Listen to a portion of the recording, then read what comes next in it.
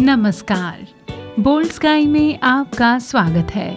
आज हम आपको बताएंगे कुछ ऐसे योगासन जो कि हाई ब्लड प्रेशर को ख़त्म करने में काफ़ी लाभकारी माने जाते हैं। तो आइए शुरुआत करते हैं इसमें सबसे पहले पश्चिमोत्तानासन से। इस आसन को करने के लिए आप सबसे पहले ज़मीन पर बैठ जाएं। अब दोनों पैरों को सामने की ओर फैलाएं। पीठ की पेशियों को ढीला छोड़ दें। सांस लेते हुए अपने हाथों को ऊपर लेकर जाएं। फिर सांस छोड़ते हुए आगे की ओर झुकें। कोशिश करें अपने हाथ से उंगलियों को पकड़ने और नाक से घुटने को सटाने का। अब धीरे धीरे सांस लें, फिर धीरे धीरे सांस छोड़ें। अपनी क्षमता अनुसार जितनी देर आप इस अवस्था में रह सकते हैं रहें और इसके बाद वापस धीरे धीरे अपनी पूर्व अवस्था में आ जाएं। इस प्रकार एक चक्र पूरा हुआ। इस तरह से आप थोड़े थोड़े विश्राम के बाद एक बार में 3 से 5 चक्र कर सकते हैं। बात करें अगर पश्चिमोत्तानासन से होने वाले फायदों की, तो ये आसन पेट की चर्बी को धीरे धीरे खत्म करता है, जिसकी वजह से आपके दिल पर दबाव नहीं पड़ता और दबाव ना पड़ने की वजह से आपका बीपी धीरे धीरे कंट्रोल में आ जाता है। साथ ही साथ इस आसन का नियमित अभ्यास करने से तनाव में बहुत हद तक कंट्रोल पाया जा सकता है और क्रोध को दूर करके यह आसन आपके मन को शांत एवं प्रसन्न रखता है।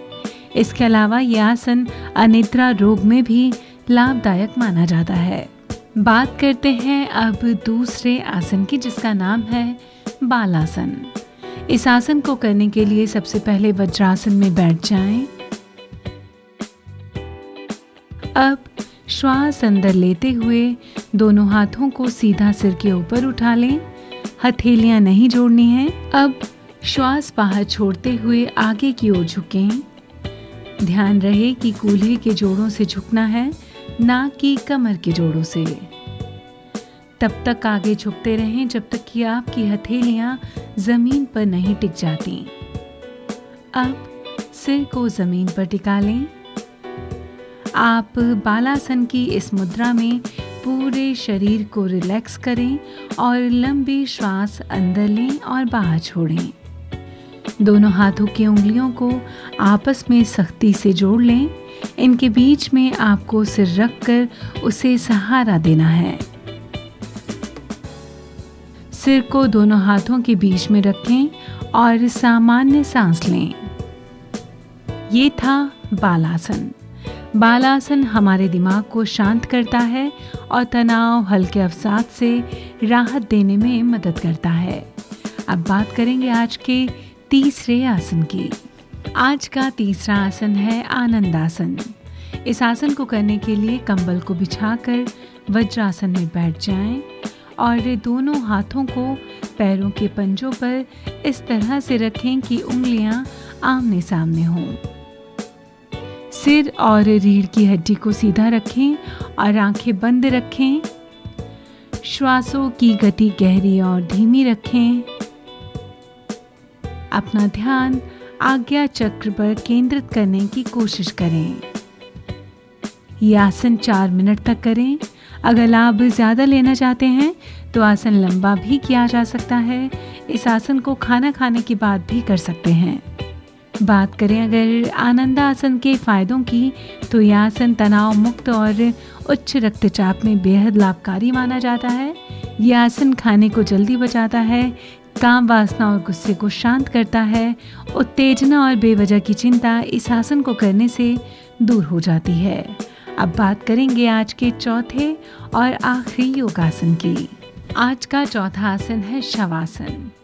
इस आसन को करने से पहले ये जान लें कि इसे करते वक्त आपको रिलैक्स महसूस करना है, इसीलिए साफ सुथरी जगह चुनें और चटाई बिछा लें। अब अपनी पीठ के सहारे लेट जाएं और ध्यान रखें कि इस अवस्था में आपके पैर जमीन पर बिल्कुल सीधे होने चाहिए। अपने दोनों हाथों को शरीर से कम 5 इंच की दूरी पर रखें। हाथों को इस तरह रखें कि दोनों हाथ की हथेलियां आसमान की दिशा में हों। अब शरीर के हर अंग को आपको ढीला छोड़ना है और आंखों को भी बंद करना है। हल्की हल्की सांसें लें। इस वक्त आपका पूरा ध्यान श्वासों पर होना चाहिए। मन में दूसरे किसी भी विचार को आने ना दें। इस आसन को करते वक्त अगर आपको कमर या रीढ़ में किसी भी तरह की परेशानी महसूस होती है तो घुटने के नीचे कंबल या तकिया आप रख सकते हैं।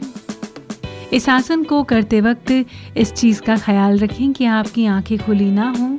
आंखें हमेशा बंद रखें, तभी आपका मन शांत हो पाएगा। शरीर को बिल्कुल भी ना टाइट रखें, ढीला छोड़ दें। शवासन करते समय अपने अंदर ऐसा कोई भी विचार ना आने दें जिससे आपको मानसिक तनाव हो। आपके ध्यान को सांस की ओर लगा कर रखें। बात करें अगर शवासन से होने वाले फायदों की, तो यह आसन डायबिटीज से बचने के लिए काफ़ी फायदेमंद माना जाता है। शवासन करने से मन की बेचैनी, घबराहट तुरंत दूर हो जाती हैं। तो ये थे फायदे शवासन के। उम्मीद करते हैं आज हाई बीपी को ख़त्म करने के लिए हमने जितने भी योगासन आपको बताए हैं, आप उनका अभ्यास करके फ़ायदे ज़रूर उठाएंगे। कल फिर मिलेंगे योगासन में एक नई कड़ी के साथ। फिलहाल बोल्ड स्काई में अभी के लिए बस इतना ही।